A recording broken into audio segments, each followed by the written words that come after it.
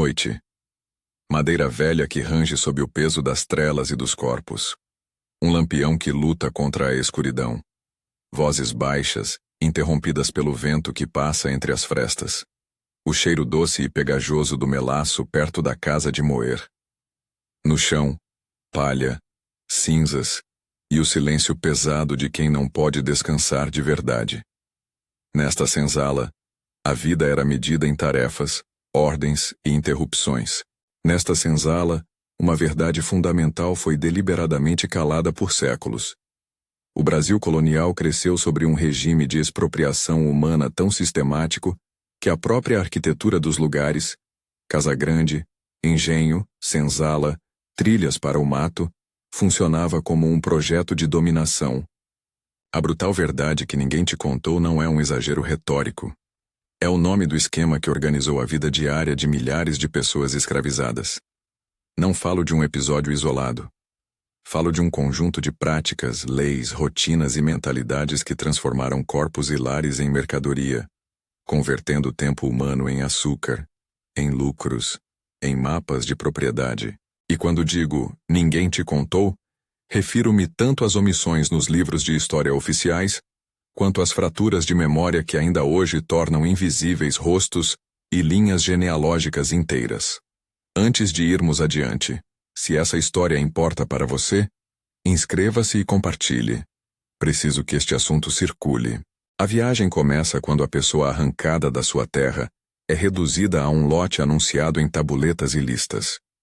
O percurso que leva da captura ao leilão é composto por etapas: a captura local, o trajeto até o litoral, o embarque no navio negreiro, passos que, mesmo sem gráficos, deixaram rastros documentais e materiais.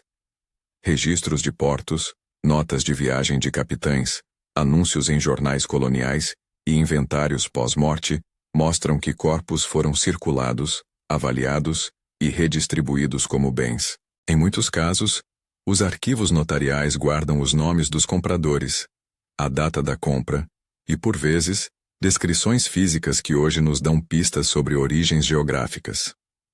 Quando os documentos calham com a arqueologia, um prego de ferradura encontrado junto a restos de habitação coletiva, uma tigela quebrada à beira de um alicerce, o passado se reconstitui em camadas, palavras, objetos, ossos. Imagine uma manhã de mercado numa vila litorânea. Homens de azul escuro e chapéu, escrivães com penas molhadas, compradores que sopesam braços, testam dentes, discutem preços sobre mesas rústicas. Ao fundo, cantos em línguas que os cronistas classificavam como ininteligíveis, e que agora, por meio de estudos linguísticos e culturais, nos mostram resquícios de mundos africanos que foram trazidos para cá.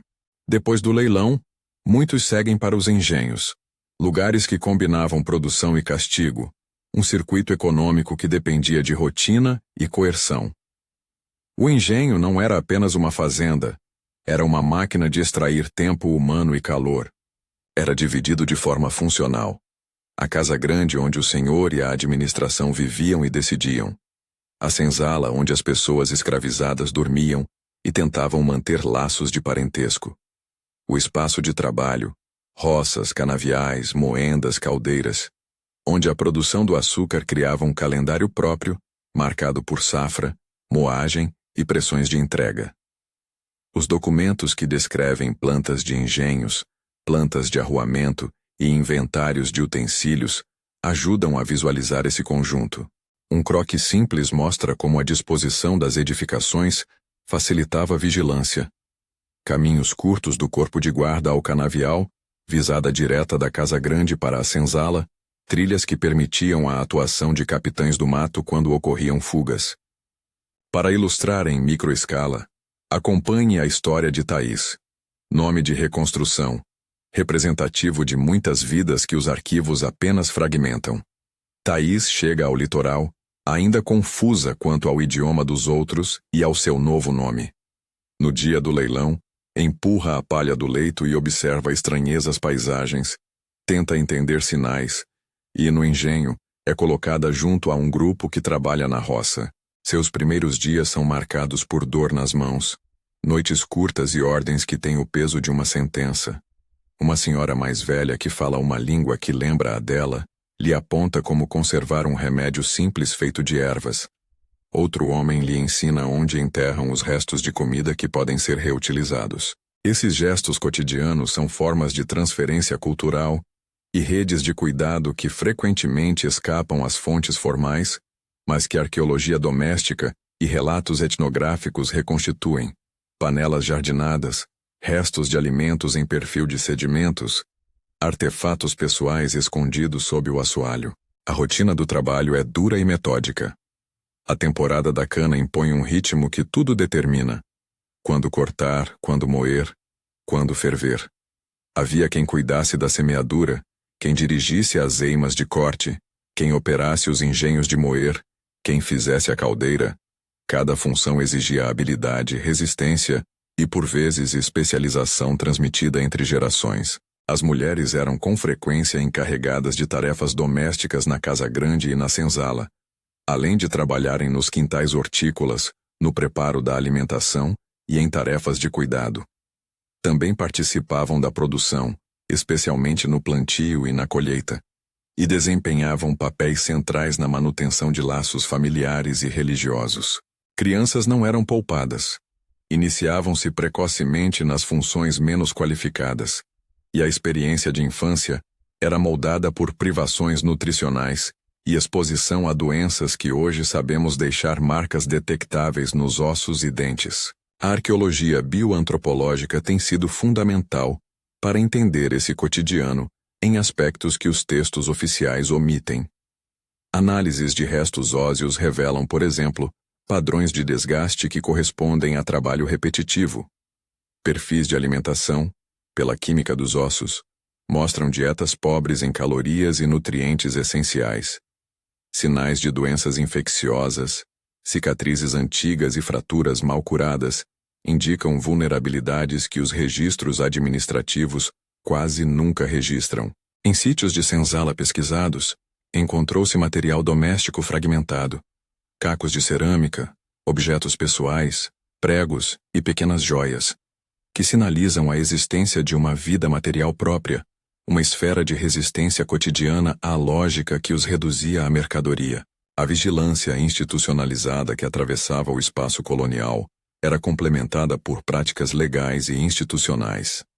Cartas e sentenças dos tribunais coloniais mostram como a legislação permitia práticas de controle e punição. Ordens administrativas, mandados de prisão e inventários de bens incluíam pessoas escravizadas como itens a ser listados, o que institucionalizava a sua condição de propriedade. Quando uma pessoa fugia, era comum que circulassem avisos públicos, recompensas e descrições que facilitavam a captura. Surgem, assim, figuras formais e informais. O capataz, que supervisionava o trabalho e aplicava punições, o capitão do mato, que caçava os foragidos, e o senhor de engenho, que orquestrava a rotina e mediava conflitos, muitas vezes por meio de um aparato legal que respaldava sua autoridade. Mas reduzir essa história à verticalidade do poder seria esquecer que justamente na pressão surgiam táticas de sobrevivência e insurgência. A resistência assumia formas variadas: lentidão proposital no trabalho, sabotagem de ferramentas, roubo de alimentos, reuniões noturnas para rezas e cantos, manutenção de práticas religiosas que preservavam identidades. A reconstrução desses gestos exige leitura cruzada de fontes. Relatos de viajantes, que nem sempre ocultam preconceitos, podem mencionar insubordinações. Documentos judiciais registram punições aplicadas após tentativas de fuga. E a arqueologia revela sítios onde objetos foram escondidos ou dispostos de modo não funcional, sugerindo práticas simbólicas e de resistência. Há também formas mais organizadas de insurgência, as fugas que deram origem a quilombos. Quando perseguimos esses fatos por meio de mapas e memória oral, percebemos que o quilombo não era apenas um refúgio. Era uma experiência social alternativa, uma tentativa de reconstituir modos de vida com base em práticas africanas e adaptadas ao novo mundo. Quilombos variavam em tamanho e forma. Alguns eram pequenos acampamentos familiares. Outros, como o Quilombo dos Palmares, constituíram estruturas políticas complexas que desafiaram por décadas a ordem colonial. Ao falar de lideranças como Zumbi, é preciso contextualizar sem mitificar. Foram pessoas reais em contextos históricos específicos, cuja atuação deve ser entendida a partir das fontes disponíveis e das interpretações historiográficas. A economia do açúcar alimentava essa máquina de exploração. O açúcar era uma mercadoria de mercado intenso, e a sua produção exigia trabalho constante e especializado. Documentos mercantis, cartas de comerciantes e registros alfandegários mostram como a demanda transatlântica por açúcar empurrava a expansão de engenhos, e com ela, a necessidade de mão de obra escrava. A lógica do lucro transformava as pessoas em recursos substituíveis. A morte, a doença e a separação familiar eram calculáveis. Inventários e testamentos, quando confrontados com restos materiais, falam de uma práticas de descarte e reposição, a troca de mão de obra mediante compra, venda ou permuta. Essa instrumentalização é a parte mais brutal da verdade. Não se tratava apenas de violência física, mas de uma racionalidade econômica que redefinia o valor humano em termos de produtividade. Num estudo de caso que ajuda a compreender o choque entre documentação e evidência material, arqueólogos trabalhando num sítio de Senzala encontraram camadas de sedimentos com fragmentos de cerâmica, restos de alimento e ossos com sinais de infecções crônicas. Próximo dali, em arquivos locais, havia um inventário de uma venda datada daquele mesmo período que listava uma família inteira como propriedade do engenho. A justaposição entre o objeto enterrado e o registro aberto sugere uma narrativa brutal.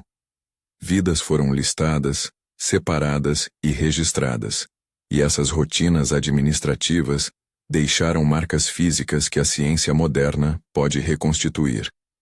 Esse encontro entre papel e terra é o momento em que a história deixa de ser abstrata e se transforma em prova concreta.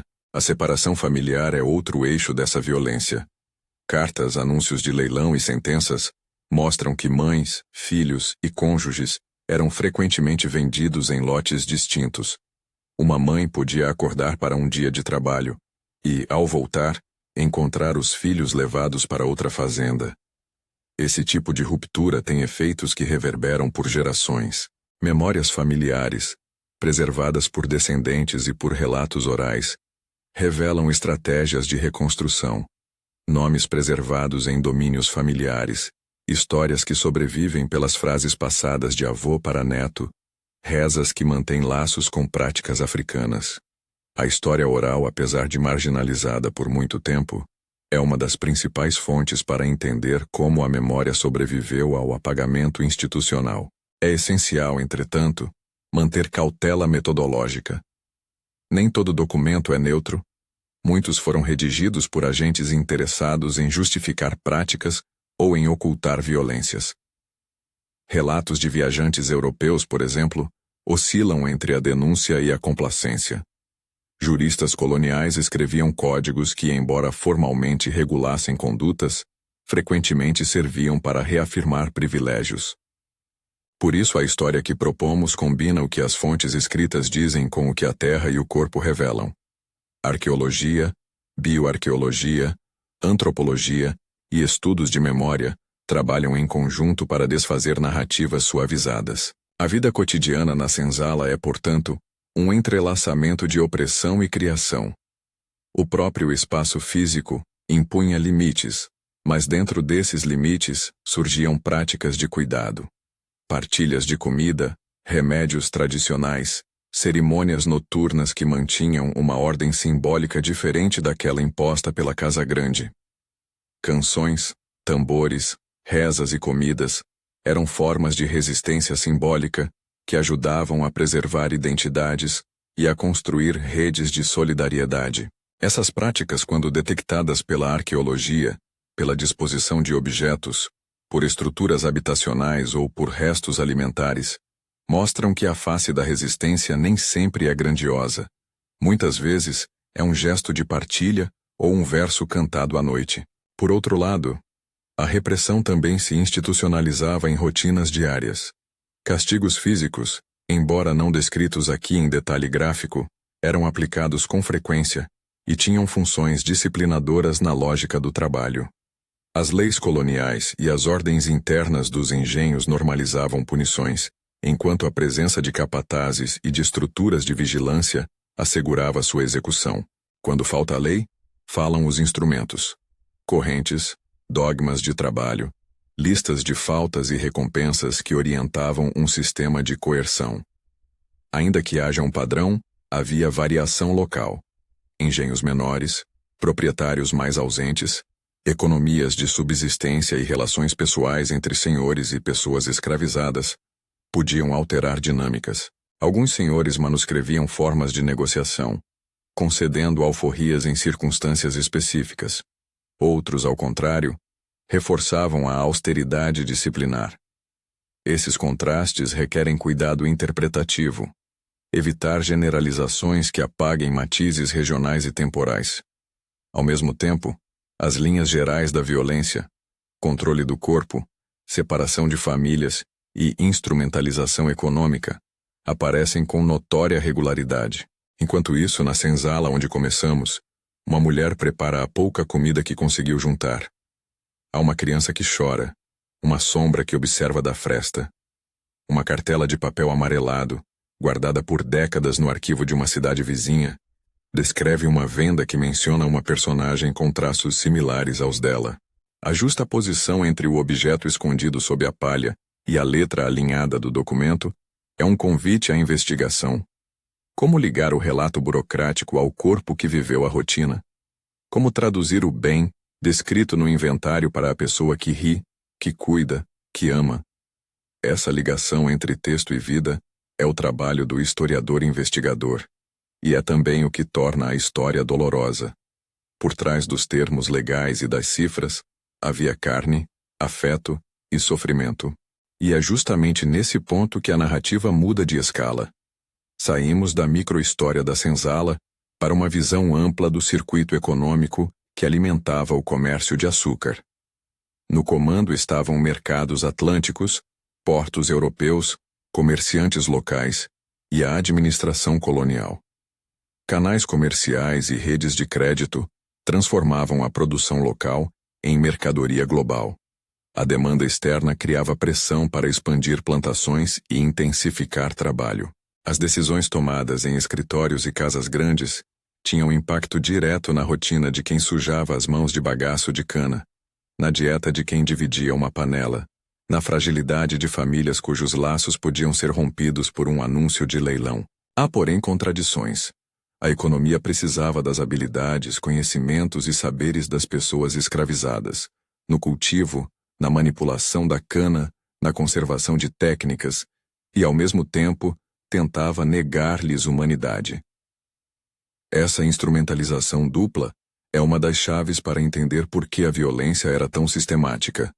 A produtividade dependia da obliteração de laços e do controle do corpo. A arquitetura do engenho, com espaços que separavam funções, com linhas de visão que facilitavam a vigilância, materializava essa contradição. Em muitos registros coloniais, encontramos menções a práticas de alforria ou concessões de liberdade. Essas imagens podem sugerir mobilidade, mas é preciso contextualizá-las. A alforria era muitas vezes limitada, condicionada a pagamento ou vinculada a serviços contínuos. A pessoa liberta podia permanecer economicamente dependente, sujeita a novas formas de exploração. A liberdade formal, sem mudanças nas estruturas econômicas e sociais, não era uma solução mágica para as violações sofridas. E mesmo quando havia alforrias, muitas vezes faltava o reconhecimento social e o apoio material para reconstituir uma vida autônoma. Ao mesmo tempo, as manifestações culturais, música, religiões, culinária, sobreviveram e se transformaram. Estudos etnográficos e de memória mostram que tradições africanas se mesclaram ao contexto colonial, criando formas híbridas de religiosidade e sociabilidade que persistem até hoje. Essa persistência é, em si, uma forma de resistência. A cultura virou um território de afirmação identitária, um modo de dizer ainda estamos aqui, mesmo quando a história institucional parecia dizer o contrário. Há momentos em que as evidências se combinam para gerar uma descoberta que choca. Um arqueólogo encontra numa estratigrafia de senzala ossos com sinais de trauma curado ao lado de um jarro com conteúdo provável de ervas. Em um cartório, um inventário do mesmo período lista a venda de um lote de pessoas que inclui um indivíduo com uma descrição que pode corresponder àquele enterramento.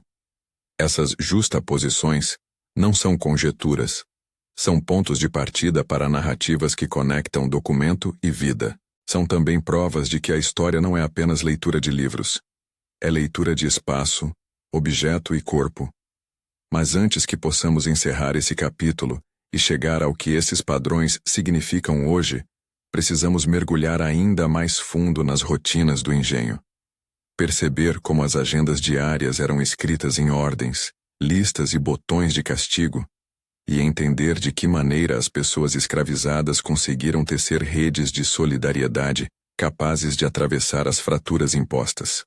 Há distribuídas nas margens desses documentos pequenas histórias de coragem, um plano de fuga ensaiado, um remédio passado pela mãe para o filho, uma cantoria que alertava sobre rondas.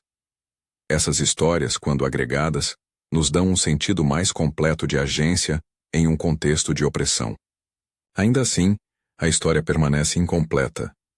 Muitas vozes não foram registradas, muitos nomes não constam nos livros oficiais. O trabalho de reconstituir essa memória exige olhar para as lacunas. Os espaços vazios nos inventários, as marcas não descritas em sentenças, os objetos escondidos nos alicerces. E é nesse esforço de preenchimento que a investigação avança, juntando fragmentos, cruzando fontes, traduzindo o silêncio que os próprios arquivos produziram. Numa noite em que a lua quase não entra pela fresta, alguém na senzala cochicha que escutou falar de um lugar no mato onde seria possível viver sem ordens. O nome daquele lugar, sussurrado entre cobertores, vem carregado de perigo e esperança. A notícia se espalha como fio de conversa. Uma rota, um refúgio, um risco. A decisão de tentar chegar até ali implica planejamento, coragem e, quase sempre, um preço alto. E é exatamente nessa tensão, entre a sedução da liberdade e o risco da perseguição, que a narrativa se inclina para a próxima fase. As fugas, os quilombos, as redes que sustentaram estas escolhas. A cena final desta etapa é uma carta quase íntegra encontrada num arquivo regional. Uma anotação que descreve a partida repentina de 3 pessoas de um engenho, um aviso de recompensa e a ordem para que capitães do mato iniciem buscas imediatas. Ao lado da carta, uma tigela enterrada no pátio da senzala, contendo restos de feijão e fragmentos de cerâmica, como se ali tivessem sido deixados sinais de despedida. A justaposição entre o papel e o objeto funciona como um limiar. Por um lado, a máquina administrativa que pune e persegue. Por outro, os vestígios materiais que revelam escolhas de resistência. A história ainda não acabou. A próxima parte vai aprofundar como as fugas foram organizadas, quem financiava as redes de acolhimento, quais estratégias de sobrevivência foram adotadas e de que maneira as comunidades quilombolas se estabeleceram e resistiram. Mas antes de seguirmos é preciso ressaltar que cada fragmento, a cerâmica, o documento, o osso, é testemunho de uma vida que foi negada em registros oficiais e que insiste em narrar-se por outros meios. É essa insistência que nos obriga a olhar de frente para a brutal verdade. A economia colonial foi construída sobre práticas sistemáticas de desumanização, e somente entendendo essas práticas, podemos começar a reparar a invisibilidade que rodeou tantas vidas. A notícia do refúgio corre pela senzala como um rumor que esquenta o corpo. Não é só a promessa de um lugar sem ordens, é a promessa de retomar nomes, de não ter que responder a um sino, de poder enterrar um parente sem pedir permissão. Numa noite em que a lua mal ilumina as frestas, Thaís escuta o plano secreto entre sussurros. Sair antes do alvorecer, quando os olhos do capataz se confundem com o cansaço. Atravessar a linha de coqueirais, seguir por um rastro conhecido por alguns homens da roça que já haviam cortado cana em fazendas vizinhas. Alcançaram um acampamento onde se dizia haver comida e proteção. A decisão toma forma não como um ato de desespero isolado, mas como obra coletiva. Alguém arranja um bom facão, outro esconde uma tigela, uma velha que sabe de atalhos, aponta um caminho que evita as trilhas patrulhadas. É essa trama de cuidados e de segredos que transforma a fuga em possibilidade real. A fuga é sempre operação de risco. Capitães do mato são conhecidos por sua eficiência. Redes informais de vizinhos e fazendeiros colaboram com sua captura. Ainda assim, a escolha por tentar é uma escolha política. Rejeitar a condição de mercadoria, recusar a disciplina do engenho. Quando Thaís e um grupo de 12 partem, deixam sinais deliberados para confundir perseguidores. Uma trilha que se volta, uma pedra deslocada no fundo do riacho, um pano tingido deixado numa cabana para indicar caminho oposto. À medida que os líderes do grupo guiam pela mata, a cidade e a casa grande ficam para trás, e o cheiro de melaço é substituído por fumaça de lenha e folhas úmidas. A cada passo, o risco cresce. A cada noite, a possibilidade de erguer outro modo de vida aparece como uma promessa que exige suor e disciplina. Nem todas as fugas deram certo. Histórias de capturas e punições existem em cartórios, em manuscritos e em relatos de viajantes. Outros relatos surgem como memórias familiares, transmitidas à margem da documentação oficial. Mas onde as fugas lograram êxito, frequentemente formaram-se comunidades que não apenas negavam a autoridade colonial, mas propunham arranjos sociais alternativos. Esses agrupamentos com nomes regionais diversos, mocambos, quilombos, palenques, eram tão plurais quanto os caminhos que levaram seus primeiros habitantes até ali. Alguns se estabeleceram em grotas escondidas, outros ocuparam serras ou ilhas fluviais.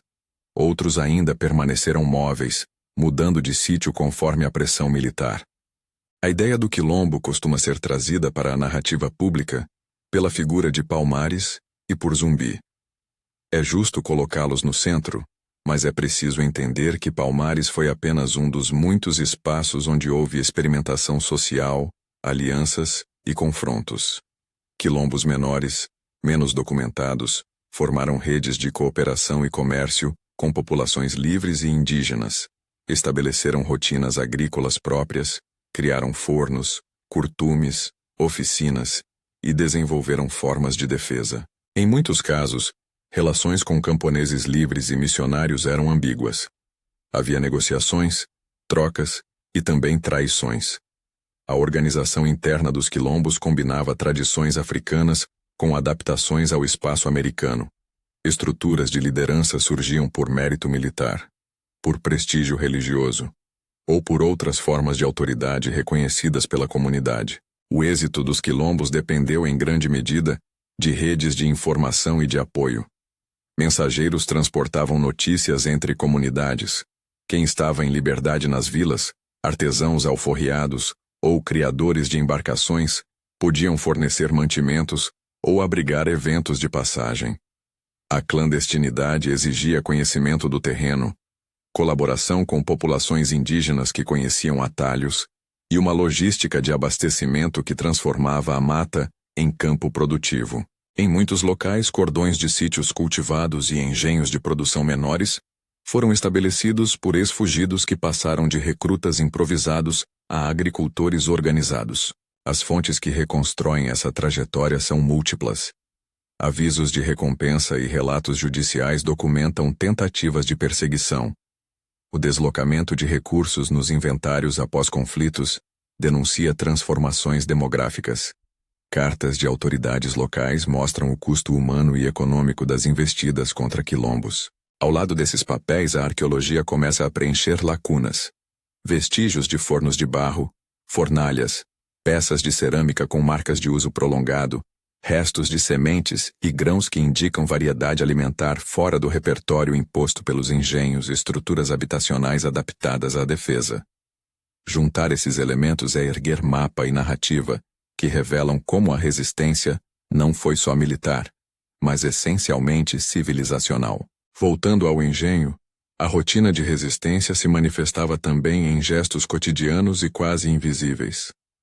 a entrega de utensílios perdidos ao fundo do quintal, a substituição deliberada de uma peça de maquinaria por outra menos eficiente, a mistura de ervas que reduz a eficiência de um caldeirão.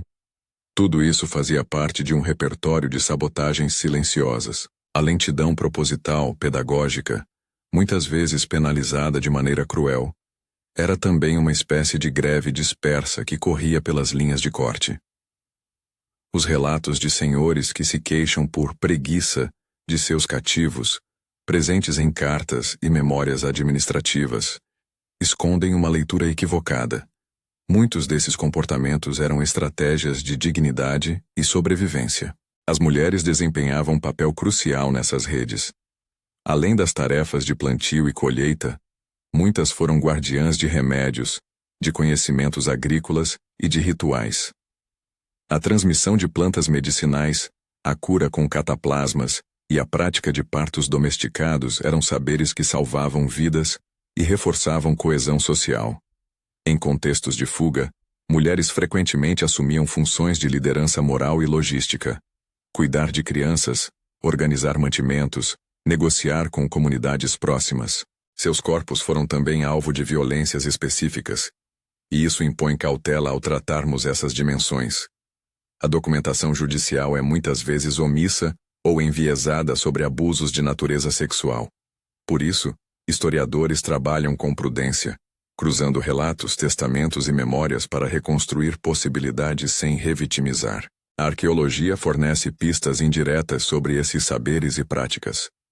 Em sítios de habitação fugida, encontram-se recipientes que contêm vestígios de plantas, remanescentes de preparação de alimentos distintos daqueles fornecidos pelo engenho, e arranjos domésticos que sugerem autonomia na produção.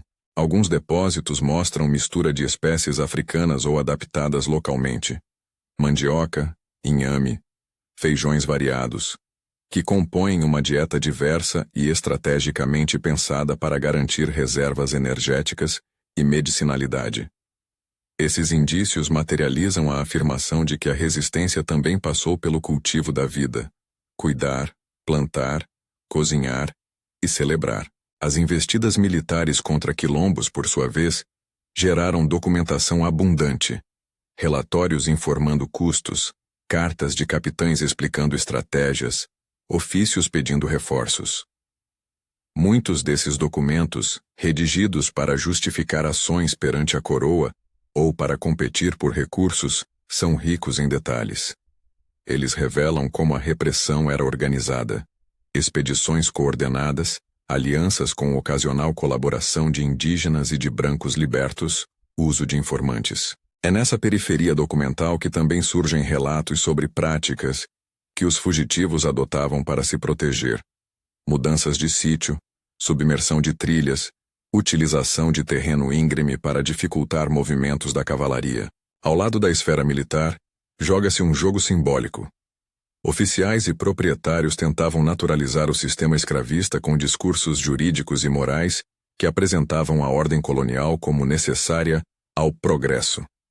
Esses argumentos constam em pensatas, em cartas à corte e em relatórios de viajantes que, por vezes, os reproduziam com diferentes graus de crítica.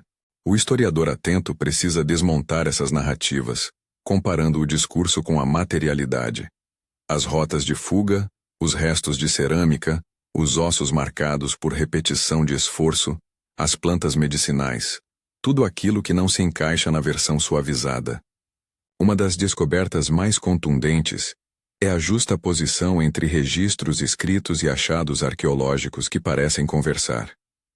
Em um sítio onde se encontrou um conjunto de ossos com sinais de fraturas curadas, o inventário de um cartório local mencionava, em data aproximada, a venda de um corpo com descrição que poderia coincidir com aquele perfil, ou em outro caso, notas de embarque registravam chegada de um lote humano ao porto no mesmo intervalo de tempo em que a estratigrafia mostrava substituição rápida de cerâmicas por outras de proveniência africana ou adaptada.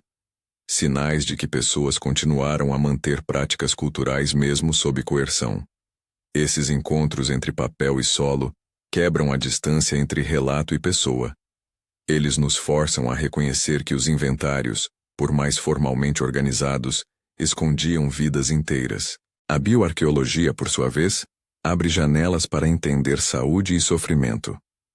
A análise isotópica de ossos e dentes ajuda a reconstruir padrões alimentares. Dietas baseadas em raízes e farinhas, com déficit de proteínas em muitos casos e carência de micronutrientes essenciais. Padrões de desgaste dentário ou de entesopatias, lesões nos ossos relacionadas ao esforço físico repetido, ilustram rotinas de trabalho extenuantes. Indícios de infecções crônicas, de processos de má cura e de patologias ligadas à higiene precária mostram uma realidade de vulnerabilidade biológica constante. Essas evidências não substituem a documentação textual. Elas a complementam, muitas vezes questionando versões oficiais que minimizavam ou omitiram o sofrimento. Há ainda outra camada que precisa ser considerada: a manipulação do próprio corpo como forma de resistência. Há relatos documentais e memórias orais de pessoas que fingiam doença para escapar a trabalhos mais perigosos, de trabalhadores que se recusavam a entrar em locais onde a fatura de risco era maior, de práticas de cura que tornavam certos tipos de atividade inviáveis. A recusa corporal é uma linguagem política, apontar a impossibilidade de submeter um corpo a tarefas que violam a própria condição humana.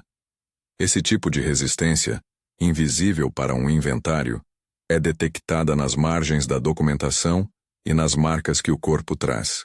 Enquanto a pesquisa arqueológica e antropológica avança, a memória pública do Brasil tem feito esforços contraditórios para lidar com esse passado. De um lado, há iniciativas de preservação de sítios de senzala e quilombos, trabalhos de museus que recuperam materialidade e exposições que buscam devolver rostos às narrativas. De outro, persistem formas de invisibilização. A negligência com cemitérios quilombolas, a falta de reconhecimento legal de alguns territórios, a destruição de sítios arqueológicos por obras públicas que desconsideram camadas históricas. Reconhecer um sítio como lugar de memória exige, além de vontade política, investimento técnico, escavações respeitosas, projetos de musealização participativa e diálogo com comunidades descendentes. A relação com as comunidades afrodescendentes contemporâneas é central nesse processo. Muitas famílias guardam memórias e objetos, panela, conta, faqueiro, que constituem trilhas afetivas para o passado.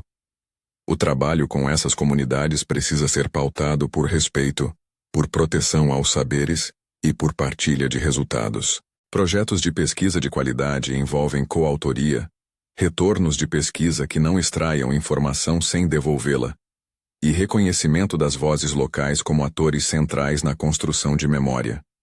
A preservação do passado não é apenas arqueológica, é um compromisso social com a reparação simbólica e com a educação pública. Na esfera legal, houve avanços que tentaram responder a essa demanda por reconhecimento, como processos de titulação de terras quilombolas e políticas de preservação de patrimônio material e imaterial. Conselhos e fundações dedicadas à memória afro-brasileira desenvolveram catálogos, arquivos orais e programas educativos. Mas o caminho é longo. Muitas comunidades enfrentam conflitos de terra, falta de infraestrutura e invisibilidade institucional. A luta por direitos territoriais e por reconhecimento cultural é a continuação contemporânea da busca por autonomia que começou nos quilombos. Voltando a Thaís.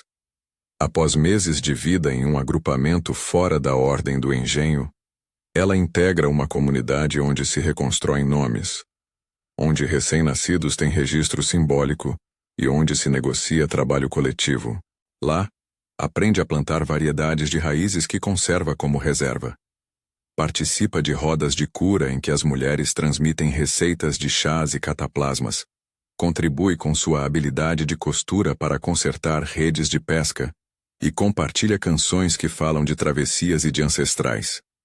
Seu nome original, aquele reconhecido nas línguas de origem, volta a circular entre os de sua comunidade como afirmação de identidade. É pouco, porém significativo. Liberdade é também poder nomear-se. A narrativa de formação desses grupos não deve ser romantizada. Conflitos internos, escassez, doenças e pressões externas marcaram a vida quilombola como marca humana. Erros, disputas e adaptação a condições adversas. Mas o que se destaca é a capacidade inventiva. A transformação da mata em campo cultivado, a negociação com populações vizinhas, a criação de redes de proteção que resistiram a investidas repetidas. A leitura dessas experiências exige ambidestria interpretativa. Enxergar as limitações e, ao mesmo tempo, reconhecer a força criativa que permitiu a sobrevivência cultural. Os efeitos demográficos da escravidão colonial são outro aspecto que exige análise cuidadosa. O tráfico transatlântico trouxe um número enorme de pessoas ao território. Os fluxos e reflows, as altas taxas de mortalidade infantil, as condições de reprodução e a política de vendas e compras moldaram padrões de família e de reprodução, que deixaram marcas profundas nas estruturas sociais. Ao tratar dessas questões é necessário evitar números imprecisos. As estimativas demográficas dependem de métodos complexos e variam entre estudos. O que se pode afirmar com segurança é que a violência da separação familiar, as condições de trabalho e a ausência de cuidados básicos produziram efeitos que atravessam gerações, tanto em termos materiais quanto simbólicos. Um exemplo de como documentação e arqueologia se complementam aparece quando analisamos cemitérios. Sepultamentos marginalizados com pouca ou nenhuma documentação formal foram sendo identificados através de escavações e análises de padrões de enterramento. Esses sítios revelam práticas funerárias híbridas, presença de objetos rituais e, em alguns casos, marcas de interrupções nas cadeias de parentesco. Comparar essas evidências com testamentos, inventários e registros paroquiais auxilia na reconstrução de redes familiares invisibilizadas. A narrativa econômica precisa, igualmente, ser desdobrada. O açúcar, produto final de um complexo circulatório, do plantio à refinaria, do porto ao mercado europeu, foi capaz de articular interesses locais e transatlânticos, créditos e dívidas, contratos de fornecimento, estaleiros e rotas marítimas, compunham um ecossistema que dependia da extraordinária intensidade do trabalho humano forçado. Os agentes desse sistema, mercadores, armadores, financiadores, raramente aparecem na historiografia popular com o mesmo destaque das figuras do engenho. Contudo, seu papel foi decisivo para a manutenção de um regime de trabalho que normalizou a brutalidade. A lógica de substituição e descarte de pessoas mencionada anteriormente manifestava-se em práticas administrativas. Quando um trabalhador morria, o engenho buscava repor com compra. Quando uma família era vendida, sua reprodução social era reorganizada por mercados e encomendas. Esse cálculo econômico tinha efeitos concretos. A vida humana passava a ser avaliada em termos de produtividade e reposição, permitindo decisões que hoje nos chocam, mas que então se justificavam pelo imperativo do lucro. Desnaturalizar esse cálculo é tarefa central para compreender o caráter sistemático da opressão. Nos séculos que se seguiram, memórias foram sendo apagadas de maneiras sutis e efetivas. Estruturas físicas foram desmanteladas ou remodeladas. Campos foram convertidos em pastos e depois em áreas urbanas. Esqueletos de senzalas foram emparedados e substituídos por novas arquiteturas que escondiam o passado. Ao mesmo tempo, narrativas oficiais muitas vezes celebravam a modernização e o desenvolvimento econômico sem reconhecer o custo humano que sustentou tais transformações. A invisibilidade do sofrimento foi, por vezes, produto de escolhas políticas e de processos de construção de identidade nacional que preferiram omitir certos capítulos. A recuperação dessa memória é um trabalho que envolve academia, Estado e sociedade civil. Projetos de inventário, catálogos de sítios arqueológicos, museus afro-brasileiros e iniciativas de educação pública caminham lado a lado.